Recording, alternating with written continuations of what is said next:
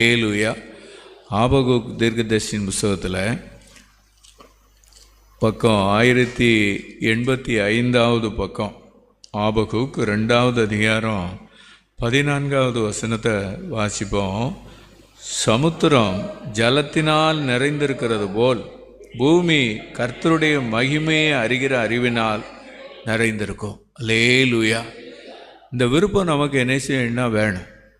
இயேசு கிறிஸ்து நம்ம தேசத்தில் மகிமைப்படணும்.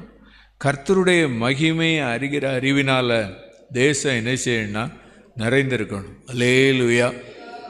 பூமி கர்த்தருடைய மகிமையை அறிகிற அறிவினால் நிறைந்திருக்கணும். ஹல்லேலூயா. இதற்காக நம்ம இப்போ என்ன செய்ய போகிறோம்னா, ஜெபம் பண்ணும்போது பூமியின் எல்லைகளில் தேவன் தம்முடைய மகிமையை என்ன செய்வார்னா வெளிப்படுத்துவார். ஹல்லேலூயா. அதன் மூலமாக அநேகர் கர்த்தரை என்ன செய்வாங்கன்னா அறிந்து கொள்வாங்க. அப்போஸ்தலர் ஊழியத்தில் பேதுரு யோவானை கொண்டு கர்த்தர் தம்முடைய வல்லமையை வெளிப்படுத்தின பிறகு அவங்க கொடுக்குற சாட்சி என்ன அப்படின்னு சொல்லி அப்போஸ்தலர் 3வது அதிகாரம் 13வது வசனத்தில் பார்க்கும்போது பேதுரு யோவான் சொல்லுகிறாங்க, ஆபிரகாம், ஈசாக்கு, யாக்கோபு என்பவருடைய தேவனாகிய நம்முடைய பிதாக்களின் தேவன் தம்முடைய பிள்ளையாகிய இயேசுவை மகிமைப்படுத்தினார். அல்லேலூயா. இந்த உலகத்தில், இந்த பூமியில் இயேசுவின் நாமம் அறிவிக்கப்படாத இடங்கள்லாம் ஆண்டவருடைய நாமம் அறிவிக்கப்பட்டுக்கிட்டு இருக்கு. அந்த இடத்துல ஆண்டவர் தம்முடைய வல்லமையை, தம்முடைய மகிமையை என்ன செய்யணும்னா வெளிப்படுத்தணும். அல்லேலூயா.